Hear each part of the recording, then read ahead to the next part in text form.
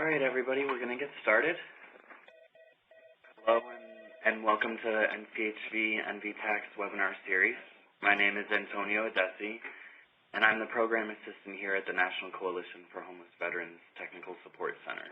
And this is the webinar, Marketing Your HVRP. And John Rio will be leading this discussion. And thank you, Antonio. It's good to be here with everybody on this Thursday towards the middle/end of October. And welcome to today's webinar. This is, I guess you want to cover some of the logistics, Antonio? Yes, John. And then I'll pick up? Yes.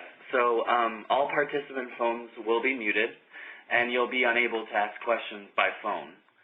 There will be a post-webinar survey that I'll be sending out after we're finished today, and that'll give us feedback on how we're doing and help us improve the webinar series. Asking questions during the training, you would submit using the chat box at the right of your screen, and then you can email me at the aadesi@nchv.org, and I'll be able to relay your messages to John and Joe after we're finished with the slides for the Q&A session. There will be a recording of the webinar posted following the discussion, and this will include the PowerPoint slides as well, and I'll send that in an email. So without further ado, on to you, John. There we go. Thanks, Antonio. Nice introduction. This is a topic that is not usual for us to be discussing or talking about, the idea of marketing your HVRP. And we've also, I should let you know right out of the gate here, that we did have a marketing expert that was to appear in our webinar with us today, but unfortunately she canceled at the last minute, so I don't have her expertise for you on today's webinar. But nonetheless, we are going to march forward on this topic. And this time we're going to also have with us Joe Manny, who is with our NVTAC based in Albany, New York, with Advocates for Human Potential. And he'll be speaking a little bit later on about some of the strategies around social media and marketing HVRP.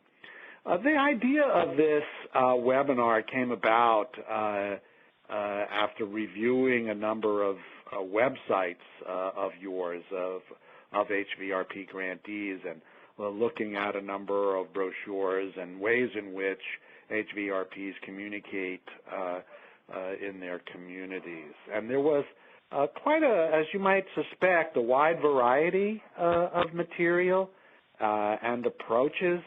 And there was also a degree of variation in the quality of the materials that are out there representing our HVRPs. Some of these I'm going to share today with you in our slides, and I totally mean this as an effort to really engage ourselves in some discussion and conversation about how we market what we do.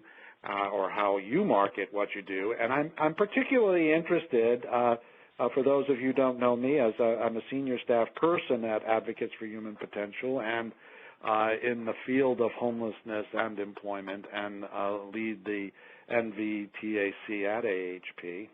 That's a mouthful of letters. But I'm particularly interested, and during the course of today's webinar, if you have a thought, not just a question, but a thought about the challenge of marketing, please put it in the chat box. Or if you think you have an idea that either NCHV or the NVTAC, our technical assistance team, could help you with around marketing, please throw that out. Put it on the chat box. We're very much interested, and in part, that's what I'm hoping is through today's webinar, we stimulate your ideas, and that you will ask for some help in marketing your program in your community. And we can discuss in a bit what that might even look like. But in looking at these different materials that HVRPs have put out there, it was notable that a lot of the material was focused on services. We offer this or we offer that. We offer a range of employment or supportive services, and almost all of the websites that I looked at, that was highlighted as something that HVRPs do. All of that is true, but it struck me that what was missing in looking at all of a lot of the websites, I couldn't find one website that talked about the employment outcomes that are experienced at HVRP. And that's, to me, since I've been involved with this in the last number of years, that's a strength at HVRP. That is producing results. Because we work with job-ready veterans, and because of the high expectations our funder has for HVRP, we get good results and good partnerships with employers. And it was ironic to me that those weren't featured in the marketing efforts of HVRPs. So I was also struck that in the communication materials, in the marketing materials that I looked at, there really wasn't a reference to a local HVRP being part of a national network. It was as if the HVRP in whatever community it was is the one and only in that particular town, and there's no others in the United States. But I think that's another strength of the HVRP initiative, is that there are currently, for those of you who may not know, there's 159 grants across the country, and we're expecting that those grants are going to serve well over 17,000 veterans. That's a big thing, and each of you are part of that. Each of you contribute to that. But ironically, in the marketing materials, there was no reference to that.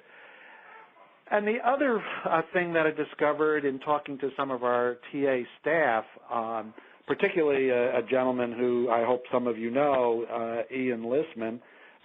Ian is on our team, and he directed the HVRP program in Denver. And he reminded me, he said, "Hey, John, you got to remember, we don't have a huge marketing budget." When Ian was in Denver, he relayed to me the story about how he came up with their marketing materials, which was basically working in the evening or on a weekend to actually design a brochure with his team. And they ended up not only designing it, but preparing it, printing it, and distributing it. And it was, a homemade brochure. So we're keeping that in mind as we talk about things today, is that oftentimes we're trying to market on a shoestring, if you will, or we've not considered pursuing funding for our marketing effort. Lastly, when I was looking at the materials that I took away from this, is that some of the material that was developed had built-in obsolescence. What do I mean by that? By obsolescence, I mean that either the information included things that would date it, like a staff person who would be leaving within the year thereby making the brochure less usable, or if it featured something that was not easily changed.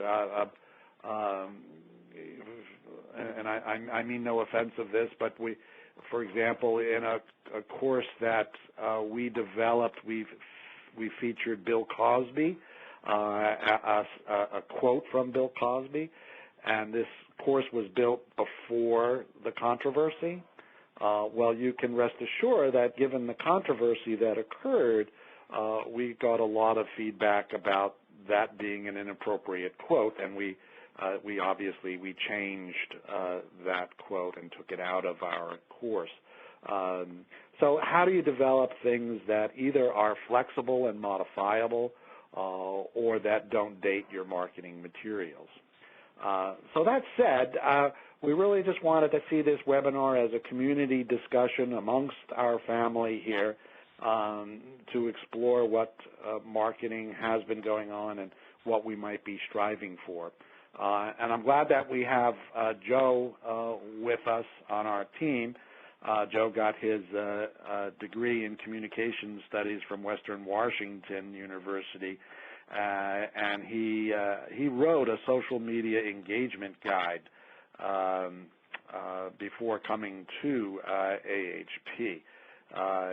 So he's dabbled in community journalism and publication and has written professionally for web, print, email, and social media. So we're glad that I'm certainly glad that I have a young professional who is well steeped in this with us. So let's jump in. Next slide, Antonio, if you would. So when we're talking about marketing, or I'm talking about it to you and in our discussions today, we really are meaning to reach out to various audiences about who may benefit from the HVRP services that you provide, or who you believe should know about how your program works and how you help veterans in your community. Oftentimes we need to market for political reasons to gain support for our project or for funding reasons. We have a variety of need to reach out to different sectors of our community about the things we're doing to try to end veteran homelessness and particularly to help veterans find and keep jobs. We are also, you also know very well that we're required under our funding structure to make outreach a part of what we do and to promote what we do to potential users of HVRP as well as supporters and other stakeholders that we need to describe how we go about our efforts and for the primary reason of informing referral sources, veterans, funders, government officials, other social service providers with whom we might interact. Next slide. So the typical ways that it seems to me that we've, in my involvement in HVRPs, these are the things that I've seen people use. Obviously, one of the hottest ways locally is the word of mouth, that people hear about the program at XYZ agency and make contact with you.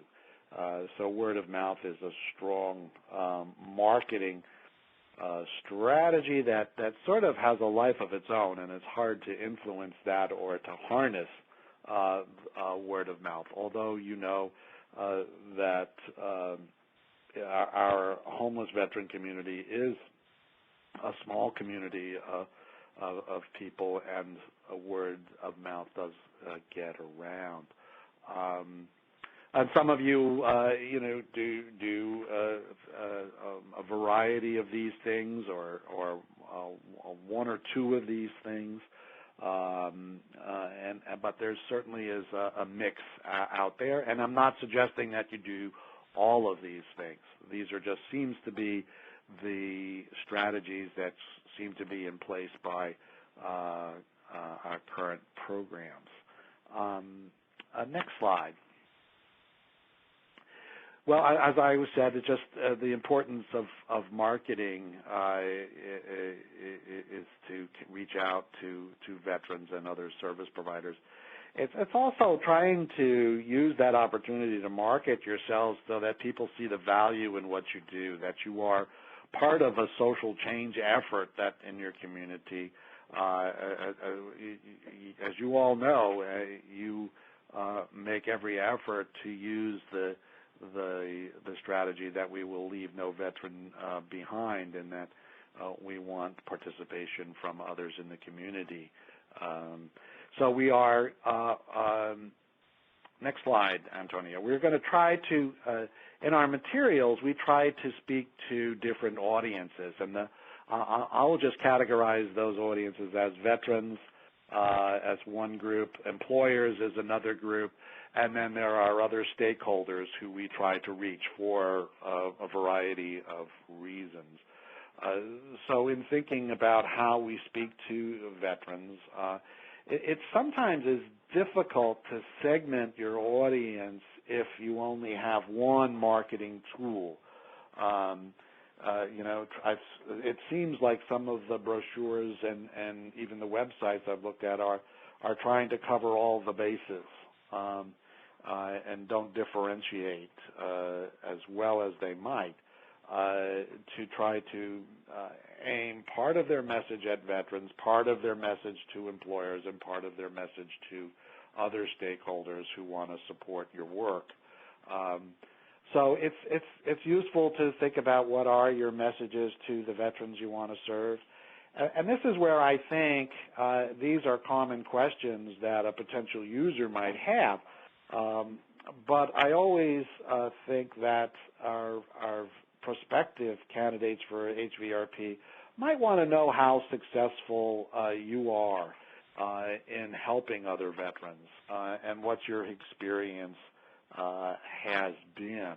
And again, that to me, that's a strength of all of your programs, that when a veteran comes to you who is serious about wanting to engage in employment, is ready to do so, 9.5 times out of 10, the HVRP will succeed in helping that veteran get employment that they want to have.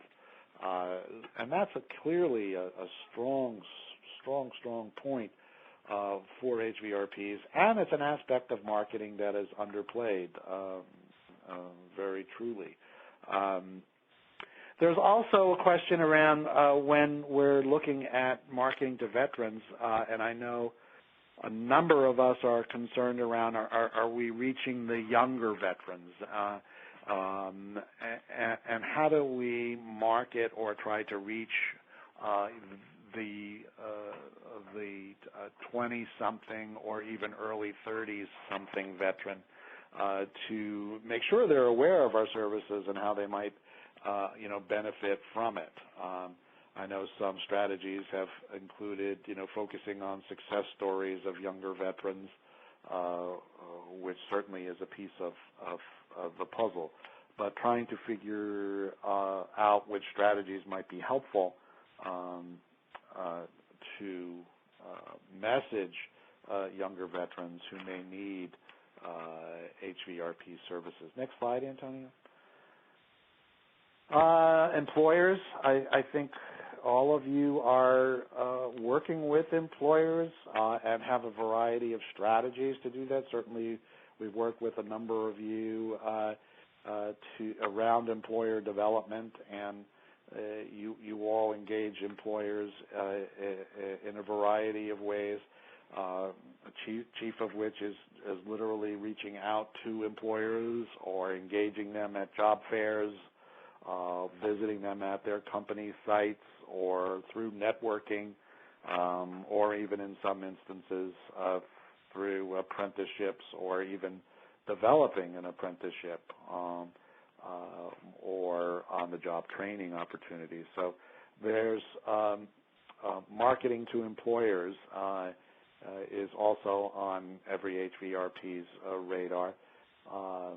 And so thinking about marketing, you're trying to put yourself in the employer's seat, as you often do when you're doing your work, is thinking about what does this employer need to know about us and about how we do our work and how we might benefit their bottom line and their business. We clearly market that we have a pool of individuals ready to work, pre-screened and qualified applicants, that we support employees once hired, that we are going to be around after the veteran joins your company. And so if there are issues or needs post-employment, we can be helpful. And, of course, we also emphasize the strategic marketing advantage for employers in their hiring of veterans in our communities.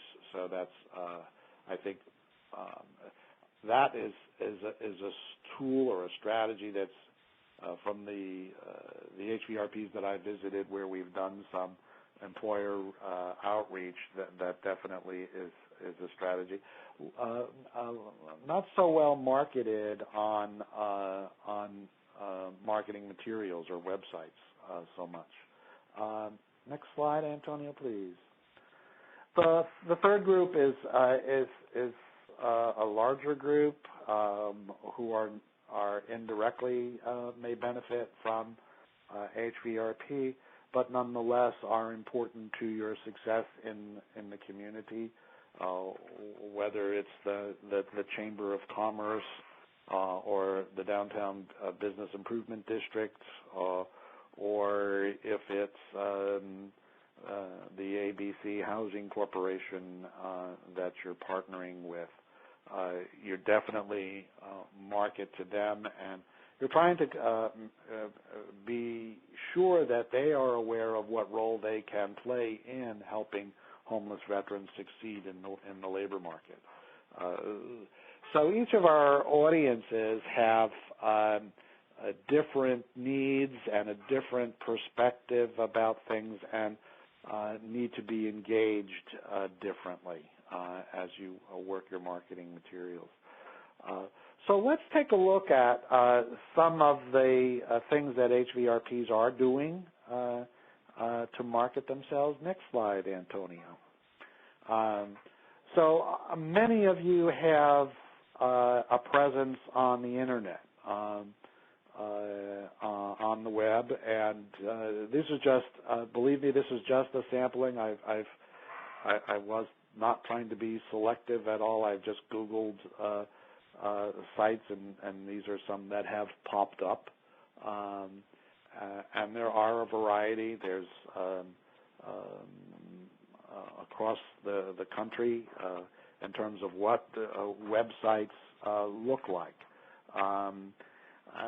And there's also differences because of the organization affiliation or who is sponsoring the HVRP. There are many larger organizations like Volunteers of America or Goodwill in which HVRP is one of many programs. Others are smaller and maybe offering only one or two sets of services, of which HVRP is one. So everybody is trying to have a presence as an HVRP on the web. Let's take a closer look at one. Next slide, please. This is from our colleagues in Connecticut. So the Workplace is a larger organization, and HVRP is just one set of services that they offer. So they do make it readily discernible that veterans is a population that they're concerned around. So their strategy here was to focus on the different subpopulations that benefit from employment services. And so they identify veterans on their page. And if you were to click on that, which we'll do, click, Antonio, next page. And if you had clicked on veterans, it would take you to two programs that they offer for veterans, an SSVF as well as an HVRP, and soon they'll be adding their IVTP, which they recently started. So there's here it's basically a snapshot of what HVRP is. And what also amazed me when I was reviewing these sites, and if you do, there's a variety of ways that the HVRP is described. From some of you taking language directly from the solicitation from the SGA, or NOFA, as it's now called, and using that information. Some of you have tailored your own statement about what HVRP is. Some in that statement delineate the service area that you work in. Others do not. And some, like this one, include who the program partners are, and identify who is the person to get in touch with and how do I reach them. So here we see Nicole's name and phone number here for further information, and many of you do include such contact information. And the good thing about the website, although not all of you update your websites, websites are usually readily updatable. And if not, or if your organization is thinking about updating their website, that should be a feature. That is, how easily can key staff update the website information. You certainly have a problem if you are locked into a website that's not so changeable. Next slide.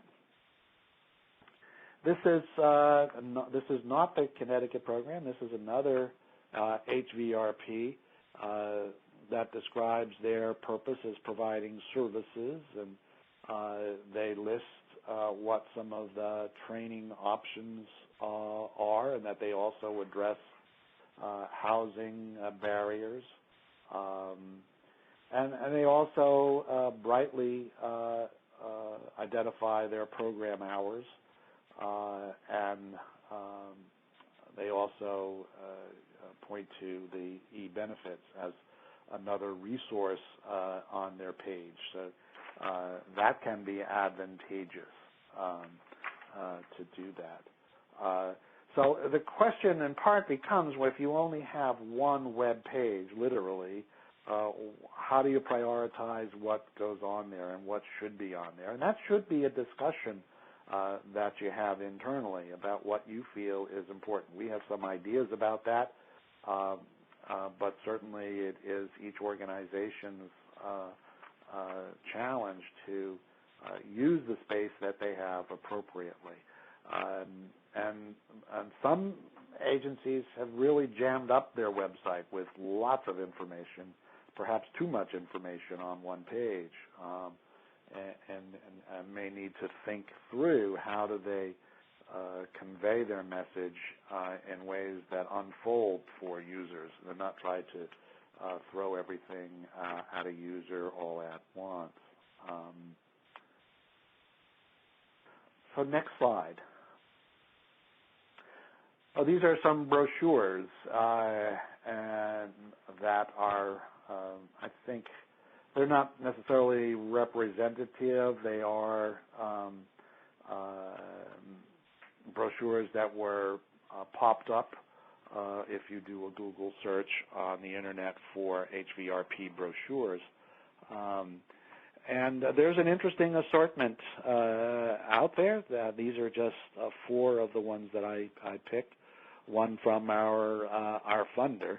And even our funder, this is a time-limited brochure because it has the current or the past secretary's name on it. And I don't know how much we'd want to circulate a brochure with the past secretary's name on it, not the current one. And that's a good example of, you got to be careful about either replacing brochures if there's obsolete information in it,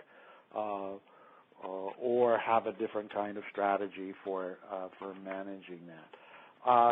There was one brochure that I particularly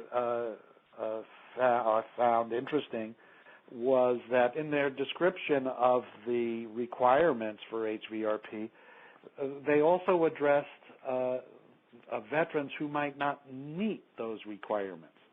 And I think that was a very different twist, that if a veteran got a brochure and found out that they would not meet the eligibility requirements, this particular HVRP was willing to talk to that veteran and would want that veteran to contact the program because they'd be honored to assist that veteran in finding a resource for which they were eligible.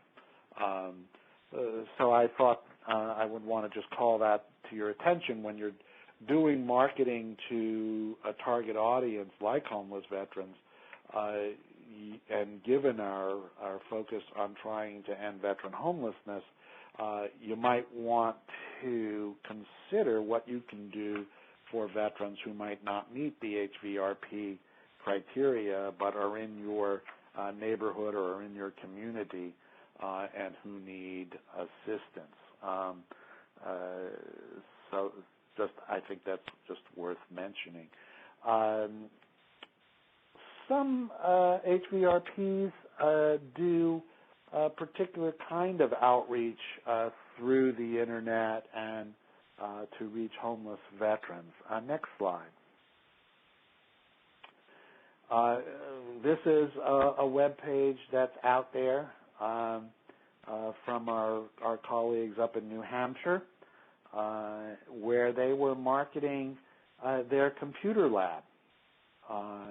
And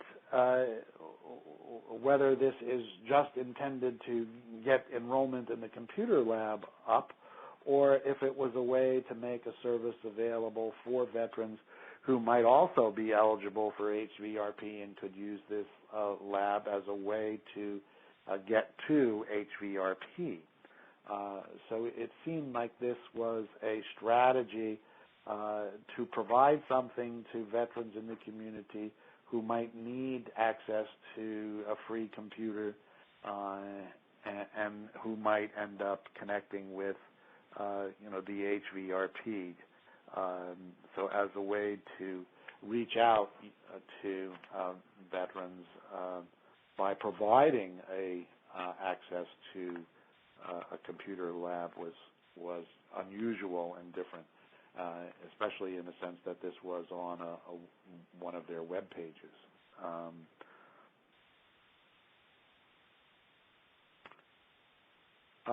Next slide. Now, most of you are very familiar with Facebook, and a number of HVRPs have a Facebook page. It is not the majority. I think roughly, I would estimate a third of HVRPs have a Facebook page, and they are using that page to communicate in a variety of messages, usually to veterans, homeless veterans that they target, although it was clear that some of their service partners might find a look at their Facebook pages to provide additional information around what's going on at the program. But clearly, as Facebook has grown tremendously. It has 2 billion users today, and I think some HVRPs are using it strategically and regularly. One of the challenges in HVRP is, if you start something like this, how do you maintain it? Easter Seals in Oregon, my hat is off to you, because you do update your Facebook page, and while others that I looked at, the last entry was something like June of 2014. So it's the strategy of using Facebook is only going to work well if you keep it up, keep current information, and have a lot of friends looking at your web pages on Facebook. So that also becomes a challenge for programs who don't have a marketing budget per se. Next slide, please. Some of you have found useful is using video clips, and they're a good way to market, particularly to veterans themselves or to employers. Goodwill does that, not just at Goodwill of the Heartland. Goodwill of Houston has a number of videotaped success stories and have found that strategy useful to engage veterans, acknowledge the success of the program, and to bring to attention of employers who might be candidates for their business. So next slide. Running through some of these, we strongly suggest that whether you have a marketing budget per se or not, is to try to develop a plan for marketing your program, and try to think out of the box if you can, to look at ways to do it. If there are dollars associated with your plan, look for ways to whether your parent organization can help, or whether there is a philanthropic funder in your community who might just like an opportunity to pay for a $5,000 marketing plan for an HVRP. It's a very, if you will, saleable activity to philanthropy, and it doesn't have to involve a large budget. If you're developing and using marketing materials, I suggest you get with your GOATer and just let them know what you're doing. If you're planning on using the DOL or VETS logo, you should consult with your GOATer about that.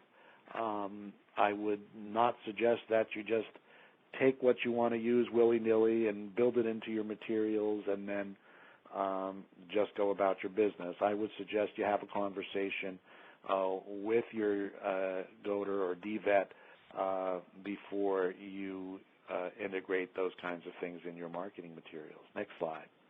There are some key elements that we suggest in your plan. Obviously, we're going to say target your audience, and if you can, segment it. Develop a plan that speaks to what sources you might use, what messages. If you have a tagline,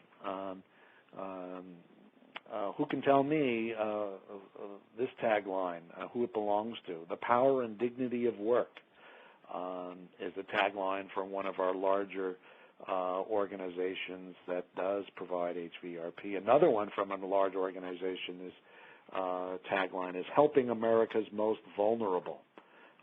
Some of you out there use those taglines and are familiar with them. But a tagline is a helpful messaging strategy. Give that some thought. Next slide.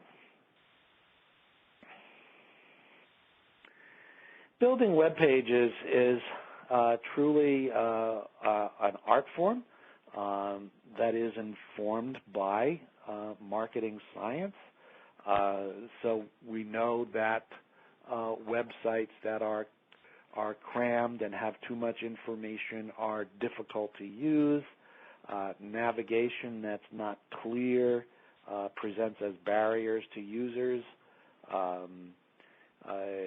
There has to be and should be some information about your organization and particularly your program, the contact information, hours of operating, and that you should really take aim at your audience.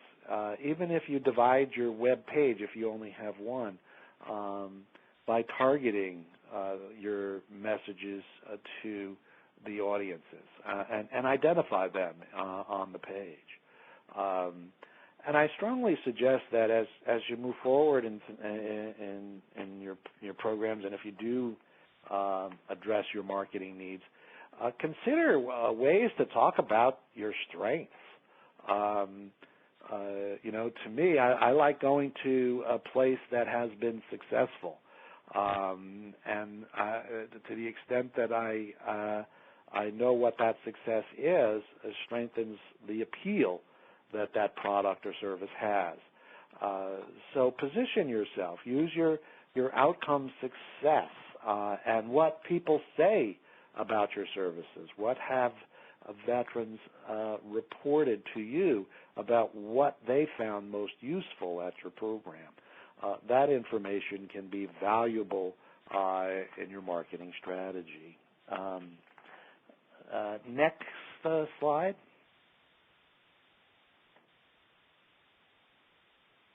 Brochures is basically, I'm not going to just say the obvious, but these are some pretty obvious considerations when you're creating a brochure. There are nowadays some more creative uses of brochures. There are brochures that open out into a poster, for example. There are ways that brochures are made up to be mailed easily. So I'm not going to elaborate much more on brochures. I want to save some time for discussion. Next slide. Great resource. The VA has proactively prepared some generic homeless veteran marketing material. Some of it may be useful to you. Check it out at this website. Let's just, we're going to run through some of the social media, and I'm going to ask Joe just to talk briefly about some of these, and we're just going to quickly run through some of these next slides. Joe? Thank you, John. So with social media, I usually say everything that John said about all the other marketing strategies, which is that you need a plan, and each of these different platforms that we're going to talk about do something a little bit better than some of the other platforms. So for Facebook, it is the most well-known social media platform around. It's the social media giant. Everybody uses it. The engagement rates are off the charts. It has the largest number of users. I think 72% of Americans use Facebook. It has 1.18 billion active users just in the month of August. And it can be used for a lot of different things. It can be used for sharing photos, posting big stories. You can almost write a blog in a Facebook post. You can share videos and links. And the platform allows information to be shared quickly to everyone in your network. So not only to people who are subscribed to your page, see your posts, but when your friends engage with your content by sharing or liking that post, it gets spread to all of their friends. And Facebook is extremely interconnected, but because it can do so much, you really need to focus on the best practices. And I think what people often do with Facebook is they say, well, it's not Twitter, and so I can post something really long, and it can be really kind of text heavy. But the best Facebook posts are going to be posts that use photos, that have a photo that is a link or has a short amount of text that leads to a video or more links. And another thing that people really need to do more with Facebook is I think they need to start interconnecting their Facebook to their other platforms. So you can use hashtags in Facebook to connect to your Twitter campaign. And I think that definitely focusing on the best practices in Facebook is a good place to start, because almost everyone has a Facebook, and most of you probably already have a Facebook started. Maybe it's not active, but the resource is there. It's a really good one to use, and we could talk about it for a long time. But I'm going to move on to Twitter, and hopefully you all will have some questions. LinkedIn, and hopefully you all can have some questions, and we can talk a little bit more about it at the end. LinkedIn, as it says there, it's a business-oriented social networking service, and it is used mainly for professional networking. It is the only social media platform that caters to professionals. So marketing through LinkedIn requires a different approach. When you're trying to leverage LinkedIn as a nonprofit, you want to focus on the quality of the connections rather than the total number of connections that you have. And it can do a number of things. You can be asking for people who want to contribute capital, who are in the same market and maybe doing similar things, or who are interested in tying their image as a business to a nonprofit who's working for homeless veterans. And so LinkedIn allows you to reach a very specific demographic, and that is almost, it's business owners, it's professionals. There's a lot of interesting things you can do with LinkedIn. You can look for interns. You can connect to organizations who, intuitively it makes sense for you to be involved with, and you can see kind of the emerging trends in the market too. So you can kind of use LinkedIn as an intelligence tool to just kind of collect different ideas of what other people are doing out there. There are some best practices in LinkedIn. You want to address the who, what, where, and when as frequently as you can. You want to end your posts with questions as often as you can to encourage conversations amongst your members. And if you can mention business trends and highlight relevant news, that's going to keep you up toward the top and keep people engaged. Next slide. Thank you. So Twitter is again, as it says, it's an online social networking service, as these all are. It's primarily conceived of as a broadcast medium that utilizes what we think of as text messaging software to allow users to post updates. It's morphed into something new. It's breaking news and broadcast and into a forum for discussions. So Twitter really allows you to interact with your followers, and this interaction can build engagement and get your message out.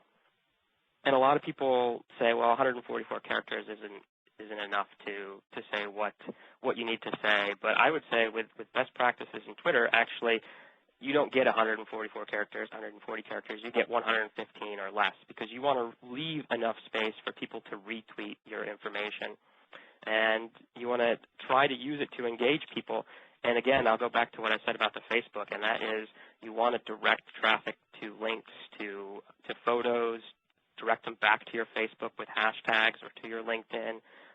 You really want to use this as an opportunity to say, in a very short number of characters, do this action. Click on this link. Help us by donating to this cause. Really call people to action with Twitter. It's really good at that, and you can follow other Twitter users who are kind of in the same area as you, and you can like their post, they'll like your post, their followers will start to read what you're saying, and it's a good way to just kind of get the message out and keep people excited. And again, you want to make sure that you're cross-posting between your Twitter and your Facebook, and it makes it easy to generate content, because you don't have to generate content for each one of these things individually. You can kind of recycle stuff through, and that makes it much more manageable. Next post, please. Or excuse me. Next slide. Thank you. Google+. John mentioned I wrote a manual on social media, and the title of this chapter was Google+. Why is Google+ still here?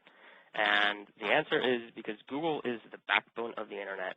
And in order to maintain relevance both as a company and a search tool, they've integrated more social networking into their search engine algorithms.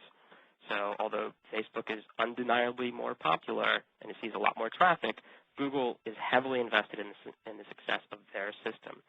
So what they do is you basically, the least amount of work that you should do is just get your basics out there, and Google's going to create a hover card for you, and that hover card is going to come up when people search for you. It's going to have your contact information on it. It's going to have any contact information that you want, volunteers or affiliates or anyone else to have that's going to be on that hover card. You can start to link posts, photos and videos and other things to that card, and Google will start to use that in the search engine optimization algorithms that they do. So just by having a Google+, you've bumped yourself up in the search engine optimization, and that's a big, big move. It can get a little clunky to use. There are circles. There's different ways to +1 material and things like that. I would say if you have the time to Google+ and do that, it certainly also helps, but the bare minimum for Google+ is just creating a profile. You don't have to do much to maintain it, but you have to create a profile. Next slide, please.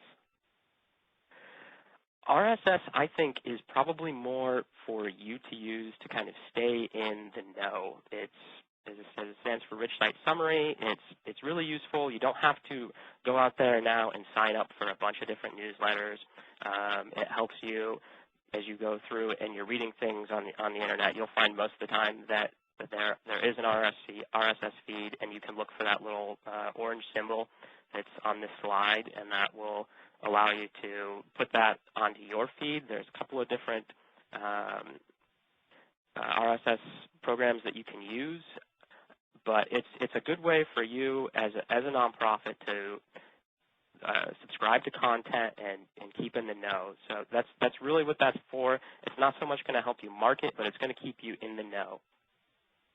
Next slide, please.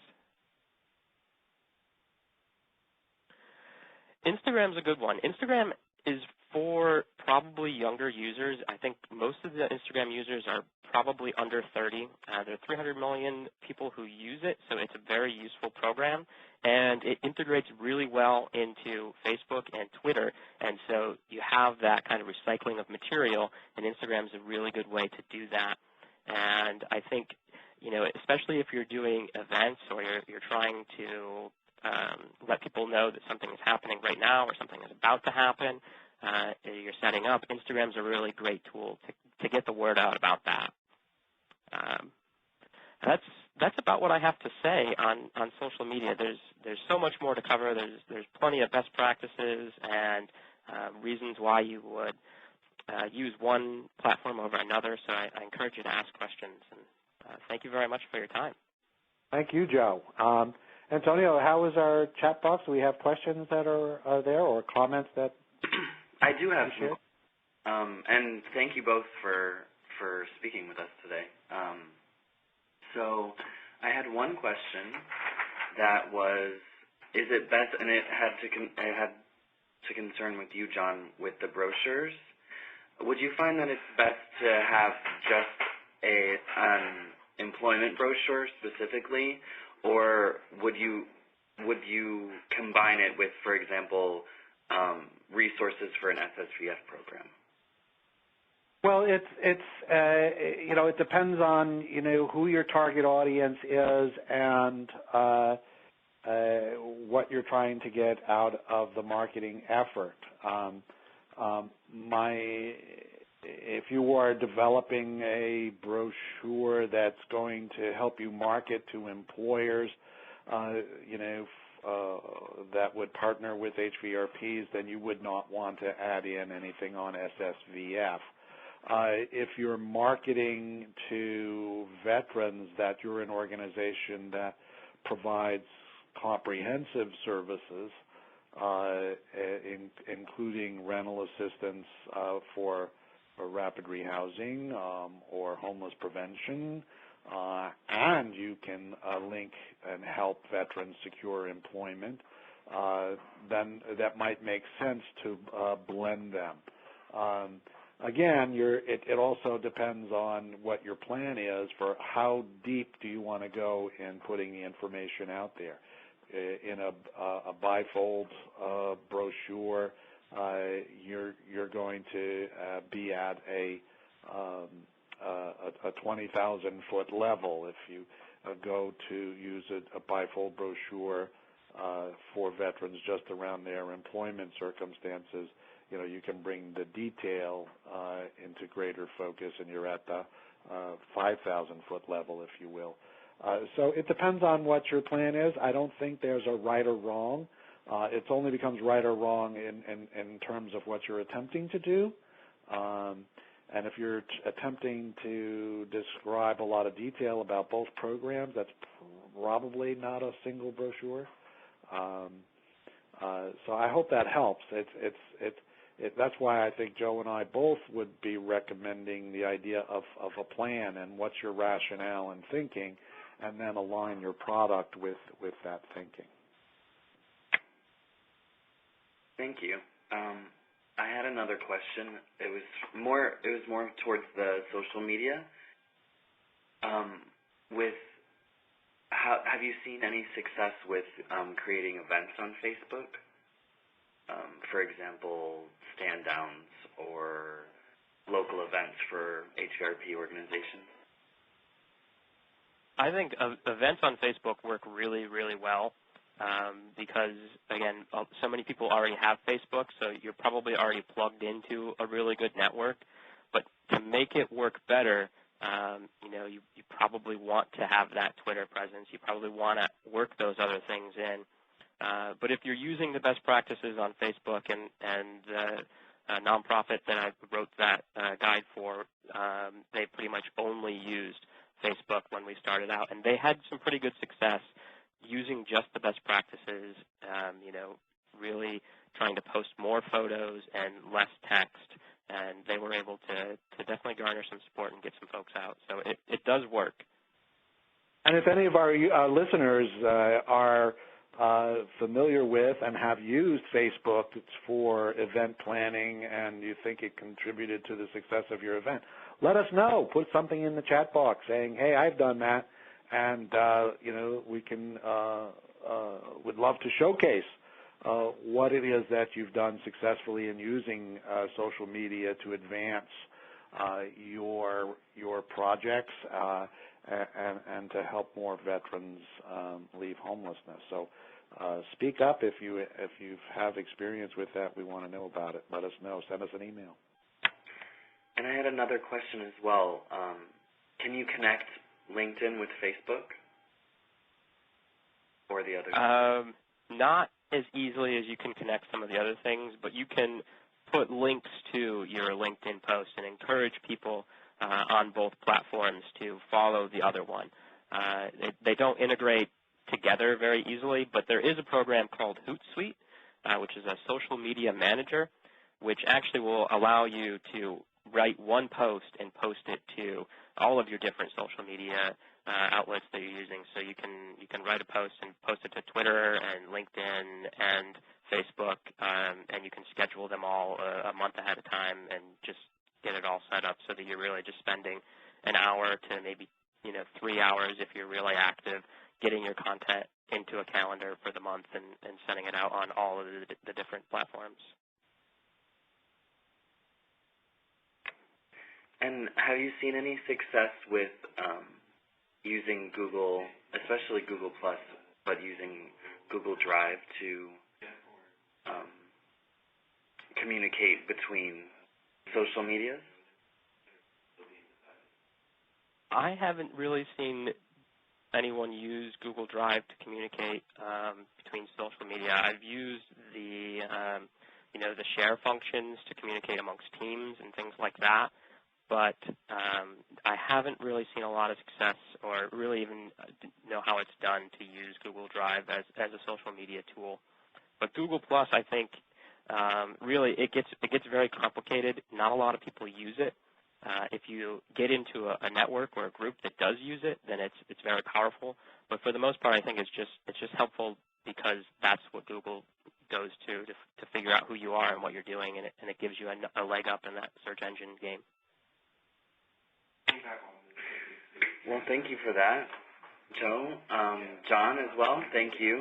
And I have up the slide for all the information, the point of contact for the different areas, the different regions, and their contact information. I'll leave that up for you. And if you have any other questions, you can send them to me or the people on your screen, and get back to you. And I'll have the survey out for the webinar today and also the recording. And also, Antonio, just to underscore that if you are an HVRP grantee and you're wanting to take a look at your marketing strategies and you'd like to get either some technical assistance or you'd like to discuss your marketing plan with us, we welcome your call or email. We see this as an important part of reaching out to your target audiences and making HVRP successful, and we're here to help you succeed in your work. So if you have questions or need some assistance, please let us know. And thank you for that, John. And it is 3 o'clock, so I hope you all have a wonderful day, and thank you for coming to the webinar. Thank you all, and thank you, Antonio.